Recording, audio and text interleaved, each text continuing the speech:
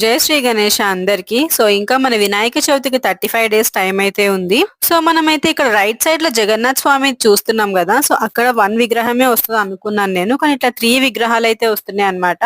జగన్నాథ్ స్వామిది, ఇంకా సుభద్రాదేవిది, ఇంకా బాలభద్ర స్వామిది అయితే వస్తున్నాయి. సో ప్రస్తుతానికైతే చూస్తున్నారు కదా, ఐరన్ వర్క్ అయితే కంప్లీట్ అయింది. సో అందుకే ఫస్ట్ పూజ అయితే చేశారనమాట. మళ్ళీ క్లే అవన్నీ వేసిన తర్వాత మళ్ళీ ఇంకోసారి కూడా పూజ చేస్తారు. మన ఛానల్లో అయితే పెద్ద వినాయకుని మేకింగ్ అప్డేట్స్ అయితే ఇస్తున్నాం కదా. సో అప్డేట్స్ మిస్ అవ్వకుండా ఉండాలి అంటే తప్పకుండా ఛానల్ ని సబ్స్క్రైబ్ అయితే చేసుకోండి.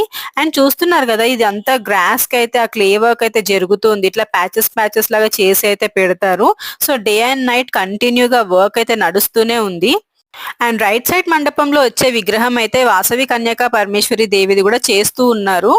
సో ఇది ఇప్పటి వరకు ఉన్న అప్డేట్. మనకి నెక్స్ట్ అప్డేట్ తో మళ్ళీ కలుసుకుందాం. Until then bye.